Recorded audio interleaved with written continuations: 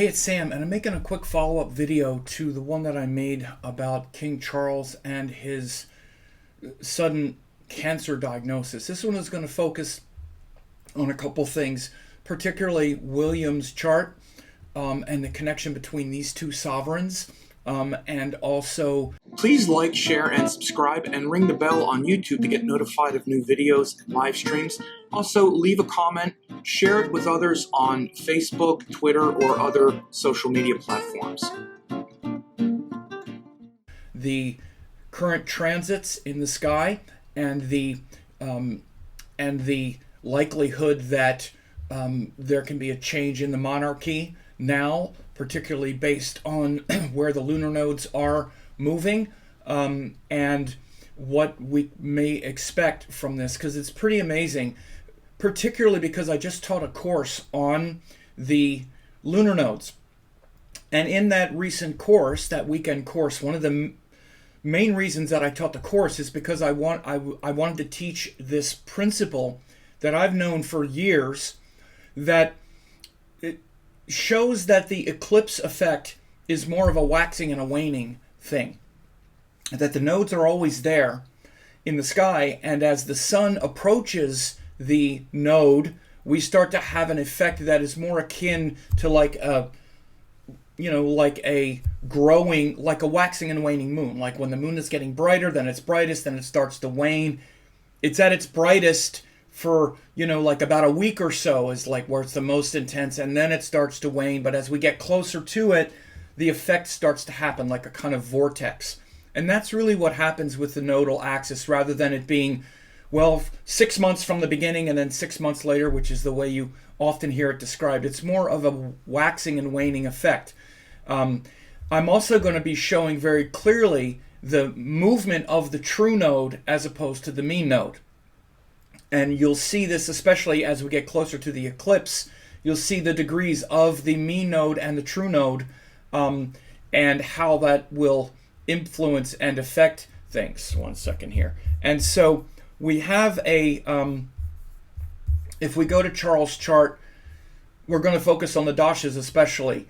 And again, just last thing, in that class that I taught, I not only taught this as a way to also track the nodes in your chart and where they're moving in the sky relative to your ascendant and whatnot, but a lot of the case studies revolved around Charles because he was born on an eclipse like many sovereigns. Of course, so was his son. William was also born on an eclipse. He was married on an eclipse to Diana. He was married on another eclipse to Camilla. He was, of course, born on an eclipse. His first wife, Diana, was killed on an eclipse. He and her separated publicly on the eclipse. So, again, so much has happened in his life relative to births and deaths revolving around eclipses. And, again, you can actually go to this web page here.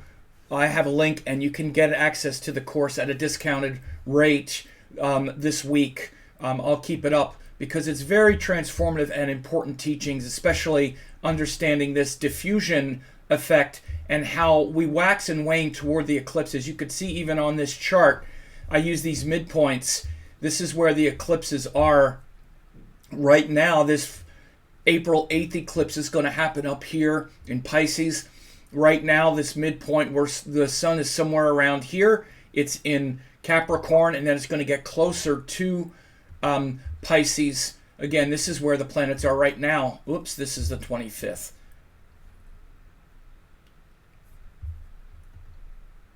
I'm sorry, I changed something here. Let me go back. Yeah, so this is how we have the, we go back to the, let me go back to the week. This is supposed to be the birth chart, not the animated transits. Okay, sorry. So this is where we are right now.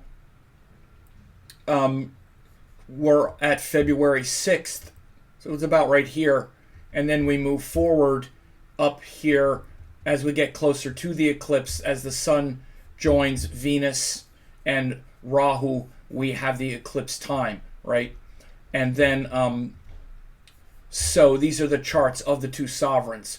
So we'll keep that in mind. But let's look at Charles and William's dashas. So as we said, Charles started in, actually he became king in Jupiter Venus, because Venus is the ruler of his sun, and his sun is it's in an angle, but it's a debilitated sun. It's at the last degrees, but it's joined Ketu. So he became king after a long wait. This shows that kind of weakness of his sun, because it's debilitated, it's last degree, and whatnot. But now he's in Jupiter's sun dasha, and the weakness of that sun is being revealed, again, because it doesn't have a lot of prana and vitality, particularly when planets get to the last degrees. They lose a lot of strength. And the sun is the ruler of his Saturn, which is his 8th house ruler. And the 8th lord is the planet of death, change, transformation. Doesn't mean he's going to physically die, but it means there's going to be a big change and transformation. And we're seeing one of them right now, right? Obviously, getting a cancer diagnosis is going to change your life in a lot of ways. But keep in mind that the sun is the ruler of his 8th house lord. It's the ruler of the 8th lord, which is the planet of death, change, transformation. Again, doesn't mean he dies, but something is going to change and transform. Prince William, in Saturn Mars, his father became king, and he moved up to the next level. He wasn't just 2 steps away. He became 1 step away. So in Saturn Mars, again, you can see he has Mars in his 10th house. It's his 5th house ruler in the 10th. So you can see how powerful he became, how much more powerful William became, even as an inspiring figure with his wife. And people say, okay, this is the next king of England. But most importantly, Mars also rules the sun. The sun is in Mrigashira. The sun is, of course, the father. And it's also the king. And the sun is really powerful as the 9th lord in the 10th. So in his Saturn-Mars dasha, you saw his status go wham, just go through the roof. Again, it's always a little bit ghoulish, because this is also when his grandmother died. When you're talking about royalty and monarchy, often someone dies and someone else moves up to the next level. But this happened for him in Saturn-Mars, a big elevation of status. Now he's in Saturn Rahu. It just started in October last year. Saturn Rahu. Now Rahu is joined the sun. The sun is the 9th house ruler in the 7th. And Rahu is in the 7th house with the 9th house ruler. Very powerful. This is a massive Raja Yoga with Rahu. And the Raja Yoga is activated right now, because Rahu is in his own nakshatra. So Rahu rules himself, and Rahu rules the 8th lord, the moon. The moon is also the 8th house ruler of death, change, transformation. Remember, Charles is also running a planet, the dasha of a planet that rules the 8th lord. You're saying, why am I making such a big deal about Saturn? Because Saturn is in Leo, ruled by the sun. Jupiter, the sun, rules the 8th lord. William, Rahu rules the 8th lord. Rahu rules the moon, the 8th house lord. Both of them are in for big changes and transformations, and sudden and shocking out of the blue, which is the nature of 8th lord, and especially Rahu. So with William, any minute now he could become the acting king. Charles could abdicate. Charles already stepped back from his duties. In Saturn Rahu, I think William is going to become king, and it could happen any moment. This is the nature of Rahu, and his karma is definitely like bam, because Rahu is the Raja Yoga planet with the sun, who is the king. Listen, William was born for this, man. He incarnated with Ketu in the 1st house. He was born right on this solar eclipse. All of his Raja Yogas line up to be like bam. Not even mentioning Jupiter is aspecting here, all of this. And you can even see the sovereign, his father, now having a major health challenge, and he is in the dasha of that is ruling the planet of death, change, transformation. And that same planet is forming a massive Raja Yoga with his 9th lord, which is the sun, which is the king. And again, the 9th house is the 9th house lord, is the one that inspires us and makes us inspiring. And when you look at the transits here, look at 21 degrees of Virgo for both of them. 21 degrees for William has Saturn there, 2153. 23 for Charles. So Ketu is now in the sky 21, or no, this is April. Let me go back week. So now we're right here. We're going to watch the movement of this node also. So you're going to see why we use the true node here in a second. But right now we're, let's say February 5th. Ketu is 2333. Look at Charles, 2314. So right as Charles gets this cancer diagnosis, Ketu is going over Venus in his third house. Third house is also, by the way, don't like to use this word death over and over again, but it is the 8th from the 8th. So it's a secondary, in fact, very concentrated death house where things change because it's the 8th from the 8th. This Bhavat Bhavam compounding principle that, again, those of you who know me know I've been teaching this for decades. But so Venus is in the third in his natal chart, and it's a functional malefic for Cancer because it rules the 11th house. It also rules the 4th house where he has all these planets. But aside from that, even just this transit of Ketu over that Venus, for him, 2333, Prince William, it's 2153, his Saturn. Prince William Saturn, by the way, and again, he's in Saturn Rahu, William. Saturn Rahu, his Dasha planet, is getting this Ketu transit. And again, anything to do with monarchy and destiny and all that, Ketu is all over it, a Ketu transit. Particularly if it's affecting the Dasha planet by transit, exact degree. Man, this is textbook. That's why I'm showing it. Now let's look at the transits of in the sky. We're February 5th.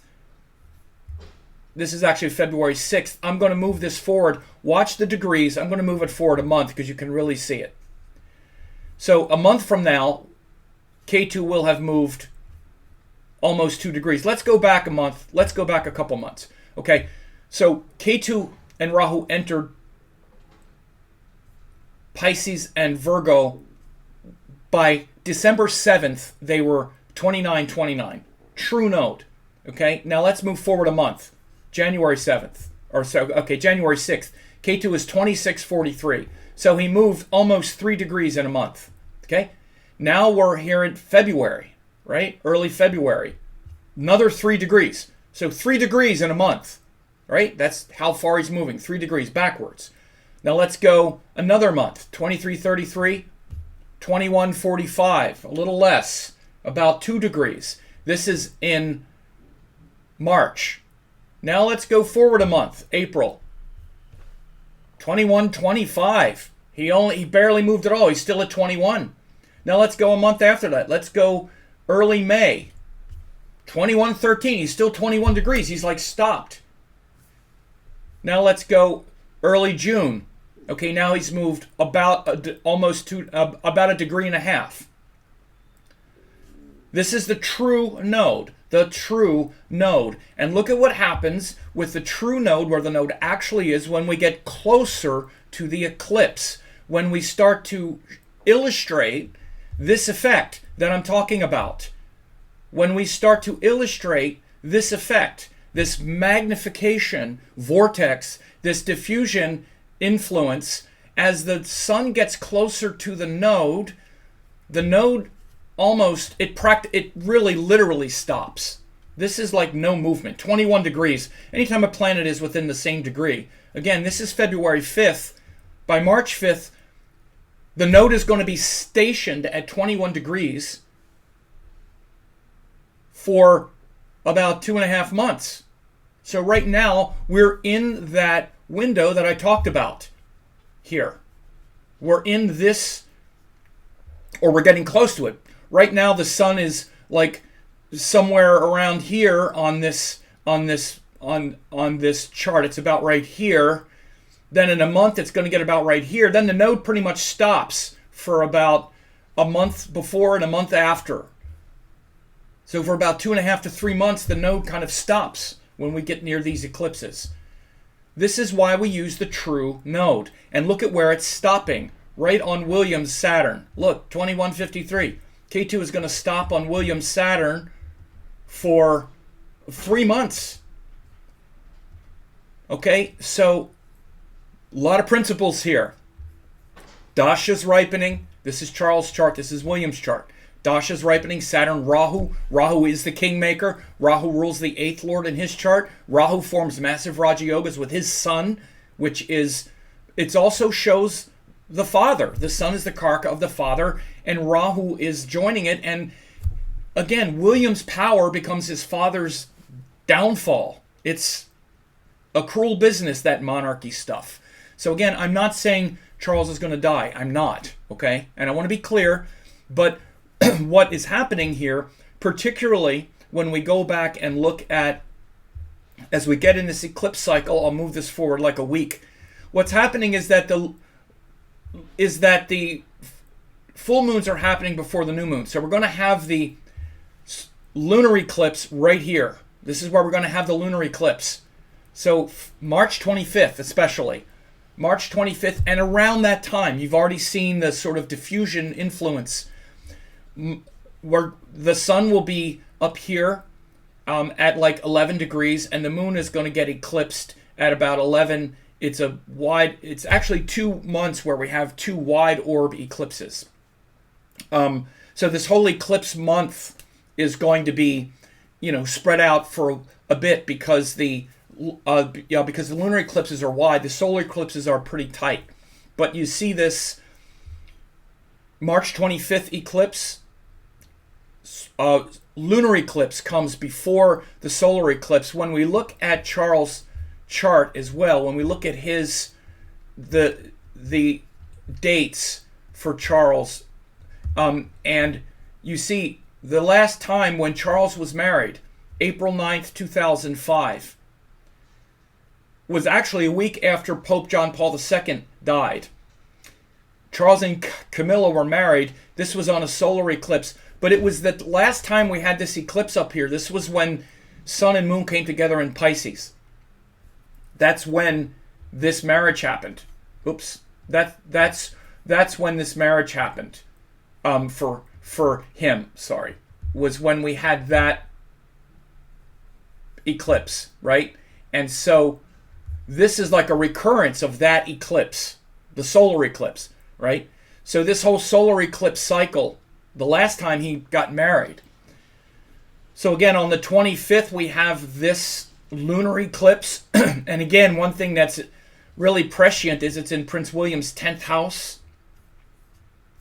It's public. Lunar eclipses are much more about public. This is definitely a time when, again, you might see abdication. You might see abdication at any moment. And I say that emphatically. Charles could abdicate very emphatically. It could happen any time because of William's, especially Rahu, and him maybe becoming king in some erratic, sudden, shocking thing. It could happen. Or Charles, again, I also want to be clear about something. No, Charles could also, this could just show a long time where he's dealing with this illness. It's happening in his 9th house, and he gets his rest, and he can also overcome. Okay, again, that nothing. Astrology humbles us all. I'm not saying I think he's going to die, or at this point he's in Jupiter's sun, which is difficult. But we have a lot of modern medicine now and treatments. And again, Jupiter moon starts in May, which, again, the moon has joined Rahu, but it's not as difficult as the sun, who has joined Saturn and whatnot. But what these transits are showing are big transitions in Charles' life. That can mean the transition out of being the monarch, or the monarch in waiting as he's been his whole life. It could also mean the transition out of this world. It could be. But you're seeing huge transitions here. But by the time we get to the next, if we go forward a couple weeks, now we have the solar eclipse in April, right? And this is the solar eclipse, April 8th. And we also have Saturn, Mars joined and whatnot. But again, notice how K2 is hanging out on William's chart. This is Prince William, right on his Saturn, which is his Dasha planet.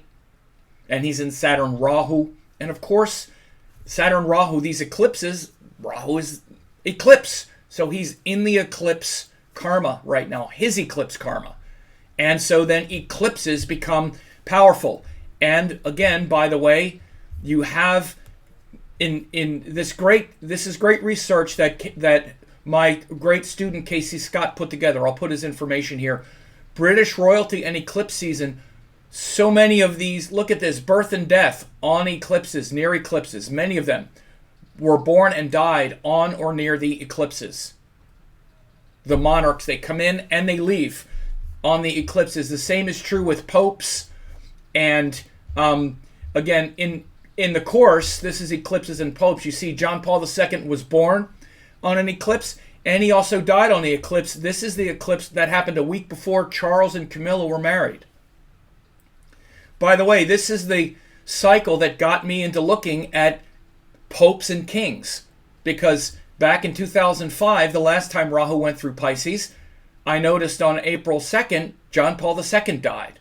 And then I noticed a week later, on April 9th, Charles got married. And I'm like, wait a minute, royalty, popes, they're sort of plucked out of ordinary time and given this incredibly elevated status.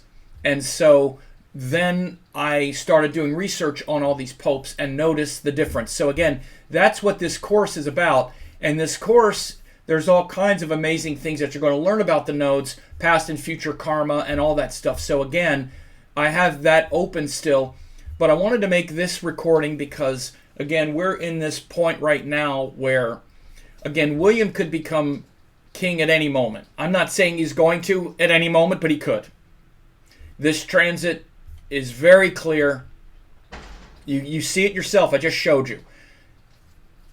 Great case study for the true node as well. As the sun gets near the eclipse, the node pretty much stops, just like I described in my diffusion case study here. Eclipse diffusion and influence. It stops there. We're in this point right now where Charles has major transition coming, and it could be, the end of his monarchy, and maybe his life. So anyway, I say these things with all due respect, and I really mean it. It's not pleasant talking about the passing of anyone. And I'm not making that hard prediction because, again, astrology will humble you. And if you think, oh, this person's going to die, and you just come out here and blast that kind of stuff, that's not good karma. Not only is it not good karma, but it's not accurate because we don't know how someone can recuperate. And by the way, Charles, again, he's got Mars in Scorpio. He's got tons of recuperative power. We have all the modern medicine right now, but there's a huge transition that's happening. And particularly when you look at William's chart, this shows where the father gets weak and he ascends. And again, in this day and age, it could be very much a simple, pragmatic choice for Charles to just hand that over and step back from all the duties and responsibilities of the monarchy. It's a different world than Charles grew up in. William and Kate are ready. They're like, again, they were born for this, and you can just see it all over the place, particularly since Charles is dealing with this. So I'm going to keep the prediction like that, which is really all that any of us can ever know. And I hope this was useful for you. And for me, it's fascinating because it's a great case study in so many things that we don't get to see that often. So you have a great one. Go to 2024vedicastrology.com to download the 11 most important shifts in 2024. Don't be blindsided by the upcoming eclipses, retrogrades. You can get the free forecast, which is both the PDF download as well as the free video report. And again, this free report will allow you to discover important shifts for your sign, how to align with higher wisdom and purpose and hope in 2024 as Jupiter shifts and moves into Taurus. Also, different placements such as exalted Mars at the beginning of the year, debilitated Mars at the end of the year, the big 1-2 punch at the beginning of this year, when and how communication problems will be occurring throughout the year with the Mercury retrograde cycles, all kinds of other things that you want to understand. This is a free PDF download and then also a free web class. So go ahead, go to 2024vedicastrology.com and download that now. For a limited time, I'm offering 10 hours of masterclasses, Yoga and Vedic Astrology, Quantum Vedic Astrology, and Spiritual Astrology Masterclass. These are 3 great courses that will really help you a lot. Now, in case you don't know who I am, I taught the AstroVed certification course, Dattatreya Shiva Baba, in 2010. Ravi Shankar published my book in 2018. I've been around for decades. I've been teaching these great classes, and if you go to VedicAstrologyEssentials.com, you can get this 90% off discount of these 3 great classes, more than 10 hours, guaranteed value. You can check this out. These 3 classes will give you all the necessary tools to begin to learn Vedic astrology. Please find me on YouTube at Sam Jeppy, Vedic Astrology Teacher. On there since 2007, thousands of hours of classes. Also on Facebook at Astrology Teacher, tons of articles updated regularly, and I'm on Instagram at Vedic Astrology 108, ongoing updates and interaction.